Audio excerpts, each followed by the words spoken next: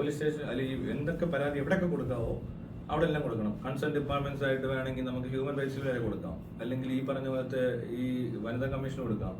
SP ഓഫീസിലാണ് കൊടുക്കേണ്ടത്, പിന്നെ വേണേൽ കമ്മീഷൻ ഓഫീസിലും കൊടുക്കാം. എല്ലായിടത്തും കൊടുക്കാമെന്നേ, നമുക്കെന്താ പരാതി കൊടുക്കുന്നതിന്. CC വെച്ച് തള്ളിയും കൂടെ ഇമെയിലും കൊടുക്കണം. അതുപോലെ തന്നെ പ്രിന്റഡ് ഡോക്യുമെന്റ് അത് കൈയോടെ കൊണ്ട് നേരിട്ട് കൊടുത്തിട്ട് റെസിപ്റ്റ് മേടിക്കണം.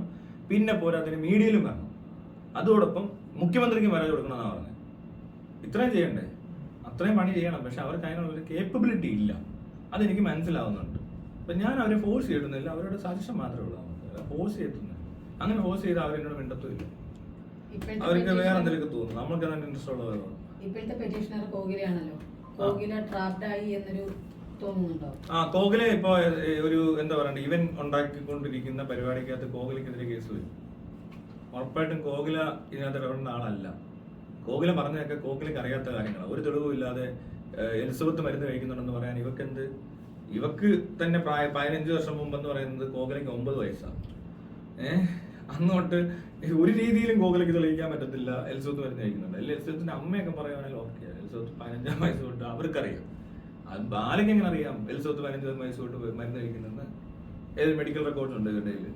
ഒന്നുമില്ല. അപ്പൊ അത് ചുമ്മാ പറഞ്ഞ അപവാദം. ഒരു മനുഷ്യനെ പറ്റി അവർക്ക് എന്തോ കുഴപ്പം, എന്ത് അസുഖമാണെന്ന് പറഞ്ഞു അവർ പറയുന്ന മാനസികമായ പ്രശ്നങ്ങൾ. ഇവരൊക്കെ മാനസികമായിട്ട് പ്രശ്നമുണ്ടെന്ന് ഇതിനു മുമ്പ് ആറാട്ടെണ്ണം നിർത്തി പറഞ്ഞിട്ടുണ്ട് വീഡിയോയ്ക്കകത്ത്. അയാൾക്ക് മാനസികമായിട്ട് പ്രശ്നമുള്ള ആളാണെങ്കിൽ അയാളുടെ മരുന്ന് വരെ എടുത്ത് കാണിപ്പിച്ചാണ് ഈ ബാല. അതെല്ലാം നമ്മൾ കണ്ടത്. അങ്ങനെ ചെയ്യാനേ പാടില്ലാത്ത കാര്യങ്ങൾ. ഒരിക്കലും വേറൊരാളുടെ അസുഖമോ മറ്റു കാര്യങ്ങളോ എടുത്ത് വെച്ചിട്ട് ഇങ്ങനെ വെറുതെ പറയരുത്. ഉള്ളത് പോലും പറയാൻ പറ്റത്തില്ല പബ്ലിക്ക് വന്ന് വേറൊരാള്. അപ്പോഴാണ് ഇല്ലാത്തത് പറയുന്നത്. അത്രയും വലിയ ഒരു സിവിയർ ആയിട്ടുള്ള ഒരു ഒഫൻസ് ആണ് ശരിക്കും പറഞ്ഞാൽ കോകിൽ നടത്തിയേക്കുന്നത്. കോകിൽ കൊണ്ട് ജയിച്ചാ ഇവൻ പറയാതിരുന്ന മനഃപൂർവ്വ. കോകിലേക്ക് ഇത് മനസ്സിലായി വരുന്ന സമയം എടുക്കും. മനസ്സിലായോ?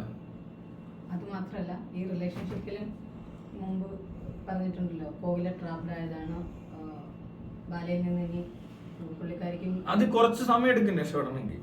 ആദ്യം നമ്മളിപ്പം പറയുന്ന അമൃതയുടെ നമ്മൾ എന്താ കാണുന്നത്? നമ്മൾ വീഡിയോ കാണുന്നത് മതി ഇതിനകത്ത് മനസ്സിലാക്കാൻ. അതായത് അമൃതയുടെ കൂടെ നടക്കുന്നു, ഇന്റർവ്യൂ കൊടുക്കുന്നു, ഭയങ്കര സ്നേഹം, ഏടൊക്കെ പറയുന്നു, പാട്ട് പാടുന്നു, വാവ് നല്ല സൂപ്പർ കപ്പിൾ. പിന്നടിയ ഫസ്റ്റ് ഹാഫ് ലവ് ആണ്, സെക്കൻഡ് ഹാഫ് ആക്ഷൻ ആണ്, വയലൻസ് ഉണ്ടാ, ലാഗില്ല, എല്ലാരും നല്ലപോലെ ചെയ്തിട്ടുണ്ടാ, ഇതല്ലേ നടക്കുന്നത്. പിന്നെ മറ്റേ പറയും ബാലയുടെ അടി കൊള്ളാം, കമൃതയുടെ പാട്ട് കൊള്ളാം, എലിസബത്ത് നല്ല ഡോക്ടറാണ്, ഇതല്ലേ വേറൊന്നും. ഇതാ നടന്നോണ്ടിരുന്നത്. ഇപ്പൊ എലിസബത്തിനെ കെട്ടുമ്പോഴും ഇത് തന്നെ. ഫസ്റ്റ് ഹാഫ് ലവ് ആണ്. ഈ കഥയ്ക്കൊരു വ്യത്യാസമൊന്നുമില്ല, സ്ഥിരമായ കഥയാ. ആക്ട്രസ് മാത്രമേ, ഈ നടികൾ മാത്രമേ മാറുന്നുള്ളൂ. നടൻ അതുപോലെ തന്നെ അവിടെ ഇരിപ്പുണ്ട്. മനസ്സിലായോ? സെക്കൻഡ് ഹാഫ് അടിയായി. എന്നിട്ട് ഇപ്പൊ നമ്മൾ കാണുന്നത് പടം തുടങ്ങിയതേ ഉള്ളൂ. പിക്ചർ അബി ബി ബാക്കി ഹെ ബൈ.